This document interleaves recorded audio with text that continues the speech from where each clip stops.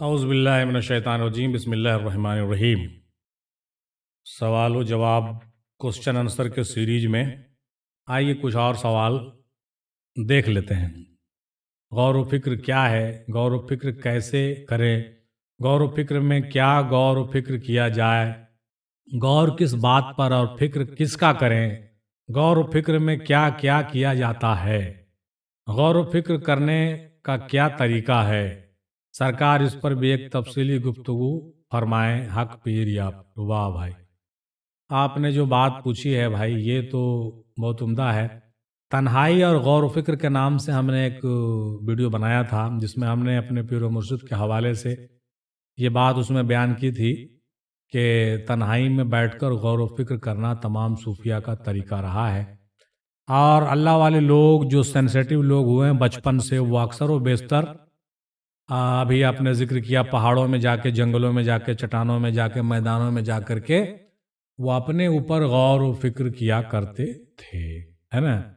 تو غور و فکر کا مقام ہے، ہمارے پیر بھی اس کے لیے ہم کو انڈیکیٹ کرتے تھے بچپن میں کہ غور و فکر کیا کرو، تنہائی میں بیٹھا کرو، چھت پہ اکیلے میں بیٹھا کرو، جہاں پر میدان ہے خالی، جہاں پہ کوئی نہیں جاتا وہاں پہ اکیلے بیٹھ کر کے کائنات کے بارے میں فکر کرنا، اپنے مقصد حیات کے بارے میں سوچنا، یہ بہت اچھا طریقہ ہے۔ آپ نے جو پوچھا ہے کہ غور و فکر کیا ہے، غور و فکر وہی ہے اپنے آپ پر غور و فکر کرنا، اپنی حقیقت کو پہچاننا، اللہ رسول کے ذات کو سمجھنا، کائنات کو سمجھنا، کائنات کے بنانے والے کو سمجھنا، پہچاننا۔ اور غور و فکر کیسے کرنا ہے یہ آپ کے اوپر ڈیپینڈ کرتا ہے، آپ کو کیسے وقت ملتا ہے، کہاں وقت ملتا ہے۔ آپ اگر گرامین چھیتر میں رہتے ہیں، مطلب دیہاتی چھیتر میں، دیہی چھیتر میں آپ رہتے ہیں تو آپ کے لیے تو آسان ہے، آپ بیابانوں میں اکیلے میں بیٹھا کریں، مطلب اکثر و بیشتر غور و فکر کریں، وہاں تنہائی ہوتی ہے، بھیڑ نہیں ہوتا، خاموشی ہوتی ہے۔ پہاڑی علاقہ ہے تو پہاڑوں پہ جایا کریں، جنگلوں میں بیٹھا کریں، غار میں بیٹھا کریں کچھ دیر، گھنٹوں، 2 گھنٹہ، 4 گھنٹہ، 5 گھنٹہ، جب بھی تو اپنے ذات پر غور کریں، اپنے مقصد حیات پر غور کریں کہ ہم کس لیے پیدا ہوئے ہیں، کیا کرنے کے لیے ہم آئے ہیں، ہم کو کہاں جانا ہے، ہم مرتے کیوں ہیں، ہم کو جینا کیوں ہے۔ یہ ساری باتیں جو لوگ سوچتے ہیں وہ لوگ اپنے مقصد میں کامیاب ہو جاتے ہیں۔ اکثر و بیشتر جتنے لوگ بڑے بڑے فلاسفر ہوئے ہیں، جتنے زیادہ تر جو انبیاء لوگ ہوئے ہیں یا زیادہ تر جو اولیاء لوگ ہوئے ہیں، ان کے فطرت میں یہ بات سمائی ہوئی رہتی تھی کہ وہ بچپن سے تنہائی پسند ہوا کرتے تھے۔ وہ لوگ بچپن سے تنہائی پسند ہوا کرتے تھے اور غور و فکر ان کا مشغلہ ہوا کرتا۔ لیکن آج کے زمانے میں جو ہے اتنا گیجٹ موجود ہے، اتنا گیجٹ اویلیبل ہے کہ آپ کو تنہا ہونے کا فرصت نہیں ہے۔ ہر چیز کا فرصت ہے مگر اکیلے نہیں ہونے دیا جائے گا۔ آپ یا تو اسکول میں رہیں گے، گھر میں رہیں گے، کام میں رہیں گے، یا پھر آپ اپنے موبائل پر رہیں گے، ٹی وی پر رہیں گے، سنیما ہال میں رہیں گے، بھیڑ میں رہیں گے، تو آپ اتنا مطلب کھوئے ہوئے رہیں گے، بھولے ہوئے رہیں گے کہ آپ کو اپنے بارے میں سوچنے کی فکر نہیں ہوگی، مطلب ٹائم ہی نہیں ملے گا۔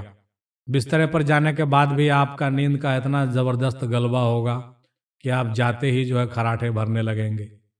تو اپنے بارے میں کس وقت سوچئے گا، ہے نا؟ اپنے بارے میں سوچنے کے لیے یا تو آپ بیٹھ کر کے تنہائی میں سوچیں، یا نہیں تو تمام کام سے فارغ ہو کر کے، تمام گیجٹ سے دور ہو کر کے رات میں گھنٹہ 2 گھنٹہ سونے سے پہلے غور و فکر کریں۔ یہ بھی ایک اچھا مشغلہ ہے۔ مطلب آپ خود کو اپنے روٹین اور اپنے شیڈول میں آپ کو خود کو مینج کرنا ہے کہ آپ غور و فکر کب کریں گے۔ آپ کو روزانہ غور و فکر کرنا چاہیے، کم سے کم 1 گھنٹہ، زیادہ سے زیادہ 2 گھنٹہ، 3 گھنٹہ، اور دن رات سب کام چھوڑ کے غور و فکر نہیں کرنا ہے، بلکہ غور و فکر کرنے کا ایک وقت مقرر ہونا چاہیے، اور کس سبجیکٹ پر غور و فکر کرنا ہے یہ بھی آپ کو سوچنا چاہیے، یا زیادہ تر ان چیزوں پر غور و فکر کیجئے جو چیزیں زیادہ معیاری ہیں، یا جن چیزوں کا سوال آپ کے دل و دماغ میں زیادہ ابھرتا ہے۔ تو ایسا ہی ہے، دنیا دار لوگ دنیاوی چیزوں کو غور و فکر کر کے بڑے بڑے فلاسفر اور سائنٹسٹ بن گئے، لیکن دیندار لوگ، اللہ والے لوگ جو تھے وہ قرآن کے الفاظ میں، قرآن کی صورتوں میں، کائنات کے آیات میں، کائنات کی باتوں میں، اور بہت سی ایسی چیزیں جو ان کو سمجھ میں نہیں آتی تھی اس پر غور و فکر کر کے وہ اپنے مقصد میں کامیاب ہوئے۔ پھر اپنے پیروں سے اور اپنے مینٹر سے رہنمائی حاصل کیا ہے نا، پھر ان کے بتائے ہوئے طریقے پر چلتے ہوئے یا پھر ان کے بتائے ہوئے باتوں کو ذہن میں ڈال کر کے غور و فکر کیا، تو اس طریقے سے غور و فکر کرنا چاہیے. یہ طریقہ ہے، میں نے آپ کو طریقہ بتا دیا. اور کیا غور و فکر کریں یہ تو آپ کو طے کرنا ہے نا. ہم کیسے طے کر دیں؟ آپ دنیاوی فکر رکھتے ہیں کہ دینی فکر رکھتے ہیں، یہ آپ کو طے کرنا ہے. ہم کیسے بتا دیں؟ جن چیزوں میں آپ کی انٹرسٹ ہے وہی چیز آپ غور و فکر کیجئے، وہ زیادہ بہتر ہوگا. اور ہم آپ کو اگر کچھ کہا بھی دیں تو میرے کہنے پر تو آپ غور و فکر نہیں کیجئے گا، ہے نا. اور اگر ہم سے آپ پوچھنا ہی چاہتے ہیں تو ہم تو یہی آپ کو کہیں گے کہ آپ اپنے اوپر غور و فکر کیجئے کہ آپ ہیں کیا، آپ کی حقیقت کیا ہے، آپ دنیا میں کیوں آئے ہیں، آپ دنیا میں کیا کرنے کے لیے آئے ہیں، اور آپ دنیا سے مر کے جب جائیے گا تو کہاں جائیے گا. اگر اتنا ہی بات پر آپ غور و فکر کر لیجئے تو آپ کا بڑا سا بڑا جو ہے معاملہ طے ہو جائے گا اور آپ کامیاب ہو جائیں گے. تو ہم نے آپ کو کچھ نہ کچھ بتانے کی کوشش کی ہے. یہ آپ کو طے کرنا ہے کہ کیسے کریں گے. اس میں ہم تفصیلی گفتگو کیا کریں گے؟ ہم تفصیلی گفتگو آپ کو کرنا ہے.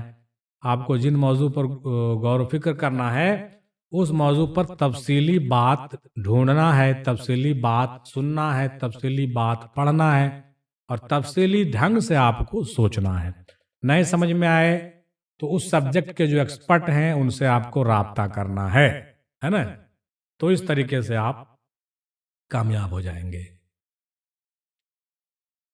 اگلا سوال، نفس مرا ہے یا ضمیر، کیسے پتہ چلے گا؟ رہنمائی فرمایا. ہاں، یہ بات تو بہت عمدہ سوال ہے. یہ بہت ہی کرٹیکل بھی ہے اور بہت ہی عمدہ بھی ہے اور بہت ہی اچھا ہے کہ نفس مرا ہے کہ ضمیر، یہ کیسے پتہ چلے گا، ہے نا. بعض لوگ ضمیر کو نفس کہہ دیتے ہیں اور نفس کو ضمیر کہہ دیتے ہیں، ہے نا. ضمیر الگ چیز ہے، نفس الگ چیز ہے نا. نفس آپ کا مر گیا، گویا کہ آپ کی بری چیزوں کی خواہشات نکل گئی، آپ اچھے خواہشات کی طرف مائل ہو گئے، یا بعد میں پھر آپ کے اچھے خصائل بھی آپ کو آپ کے دل و دماغ سے نکل جاتا ہے. تو آدمی کہتا ہے کہ بھائی میرا نفس مر گیا ہے. بالکل، میرا نفس میرا مردہ ہو گیا ہے نا. نفس مردہ ہو گیا یعنی تمام بری خصلتیں، تمام خصائل ذمیمہ جو ہے وہ ہم سے نکل گئی ہیں. اور اس کے آگے کے منزلوں میں جائیے گا تو خصائل جو اچھا بھی ہے، اس کو کہتے ہیں خصائل نیک جو ہے، وہ بھی چھوڑنا پڑتا ہے نفس کے آگے والے مرحلے میں. بہرحال مطلب پہلے بنیادی طور پر نفس کے مرنے سے مراد ہے کہ تمام بری صفتوں سے ہم نکل آئیں. تو یہ ہو گیا نفس کا مرنا. لیکن ضمیر کا مرنا کیا ہے؟ ضمیر کا مرنا یہ ہے کہ چاہے جتنا بھی کوئی جو ہے آپ کو برا بھلا کہہ لے، آپ پر کچھ حرکت نہیں ہوتا ہے، آپ پر اس کا کوئی سینسیشن نہیں ہوتا ہے. آپ بالکل اتنے بےغیرت ہو چکے ہیں کہ آپ کے دل میں کچھ بھی کھلبلی نہیں پیدا ہوتی ہے.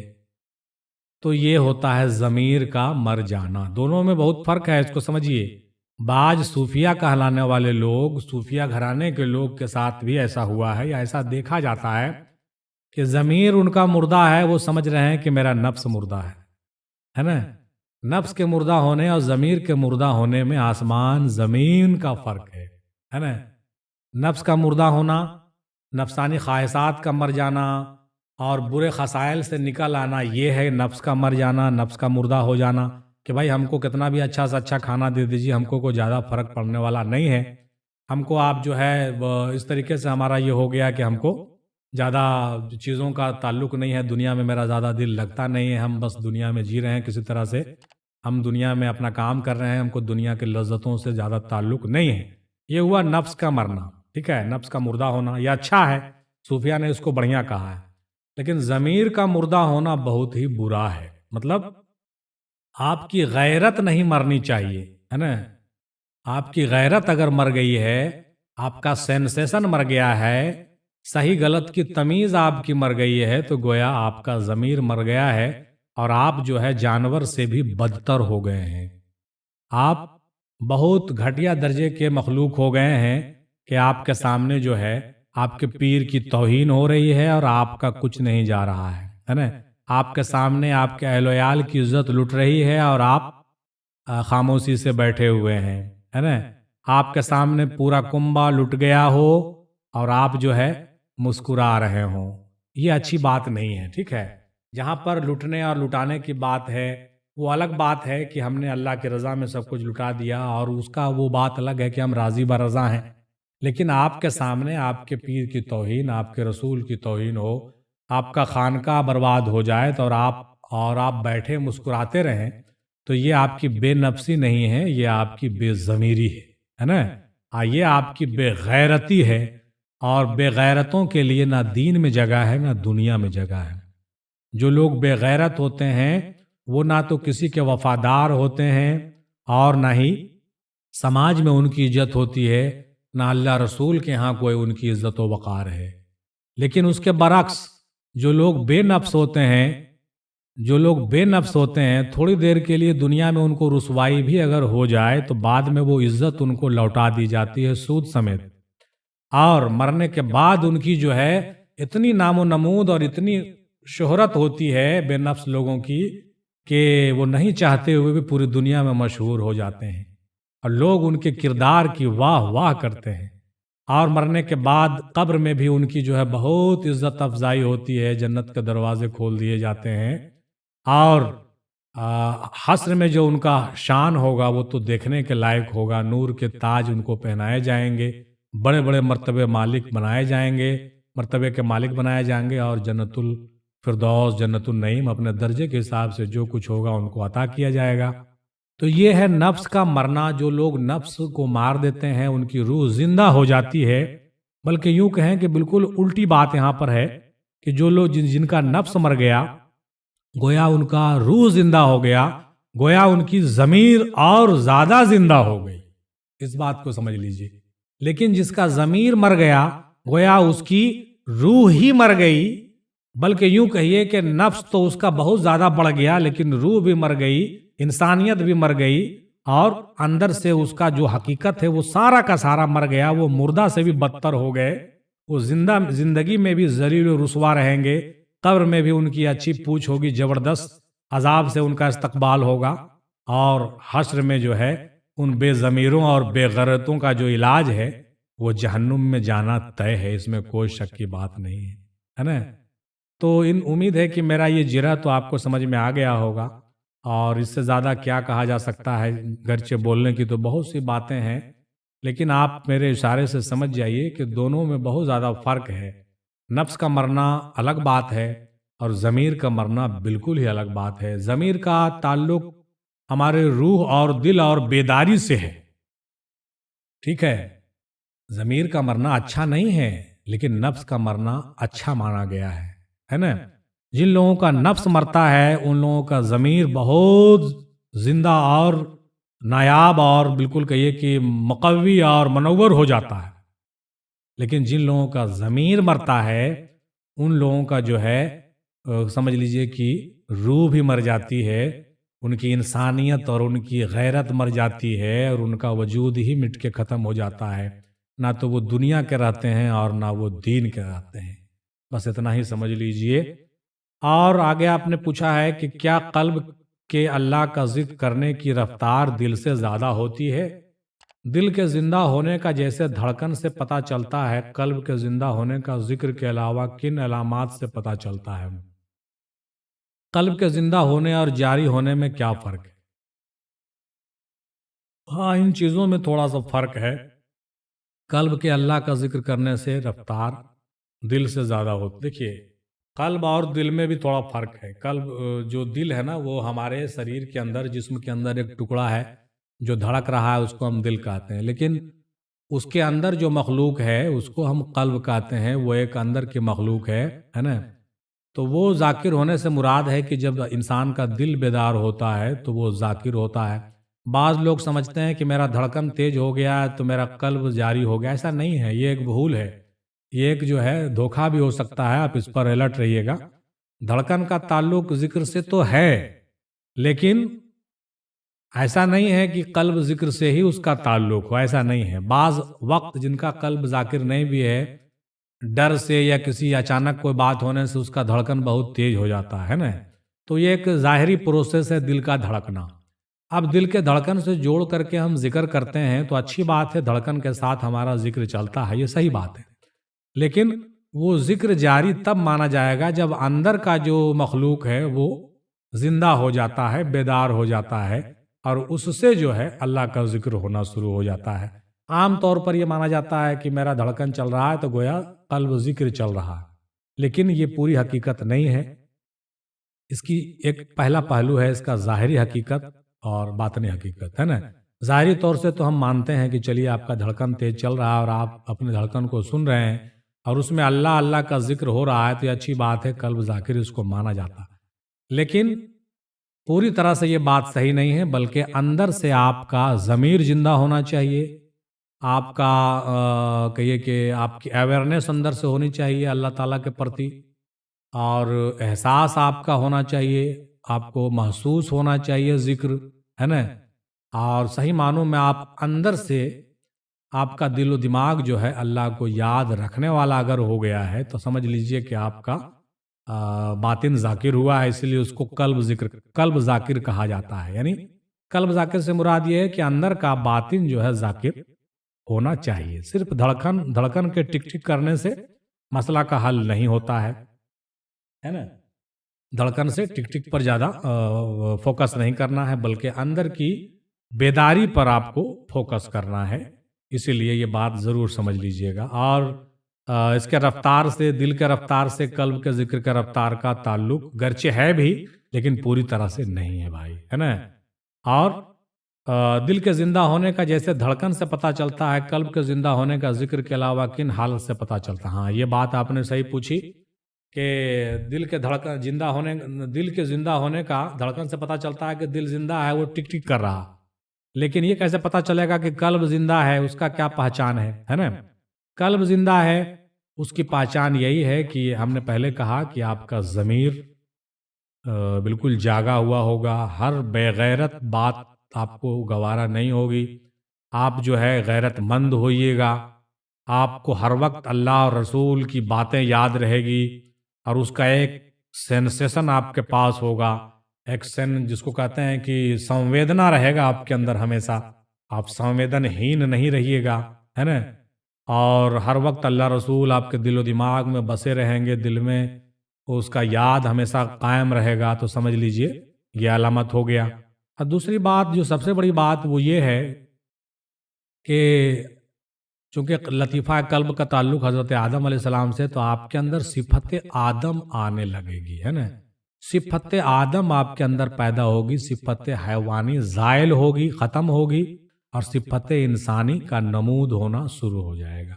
یہ قلب کو ذاکر ہونے یا قلب ذکر کرنے یا اس کو مکمل ہونے کی ایک علامت بتائی جاتی ہے۔ پھر کچھ رنگ و روغن آپ کو دکھائے جائیں گے، جیسے زرد رنگ کا دکھنا وغیرہ، کچھ روحانی کشف آپ کو ہوگا، حضرت آدم علیہ السلام کی قدم بوسی نصیب ہو سکتی ہے، ان کا کچھ اور باتیں بھی دکھ سکتی ہے۔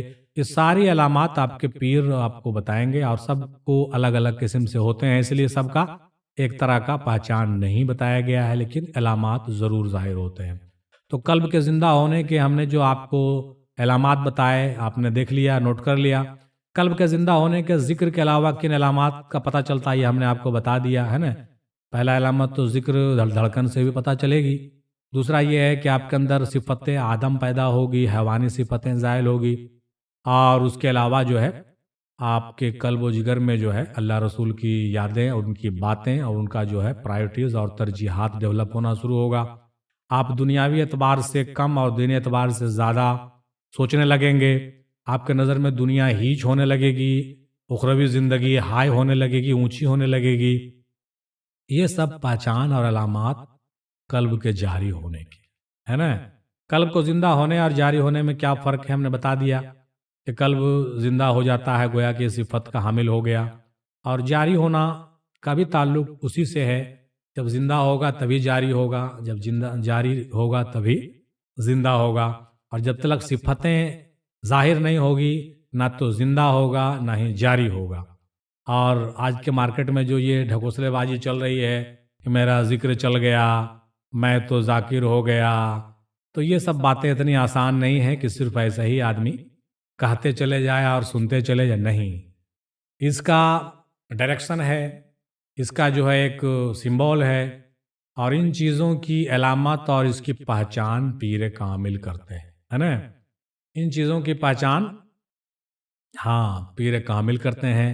इसलिए हमारा हमेशा मशवरा यही होता है कि पीर कामिल से ताल्लुकात को ज़्यादा से ज़्यादा उस्तवार करें, और ज़्यादा करीबी तौर पर जो पीर हों उनसे राब्ता रखें, उनकी सोबत को इख्तियार करें। क्यों कि वह आपकी हर एक्टिविटी पर अमल नज़र रखेगा, वो आपके उठने बैठने, खाने पीने, सोने बैठने, हर चीज़ पर नज़र रखेगा, तब आपकी तरबियत सही ढंग से हो सकेगी। उम्मीद है मेरी बातों से बहुत से लोग इत्तेफाक नहीं भी रखते होंगे, लेकिन हमारा तो तजुर्बा यही है भाई।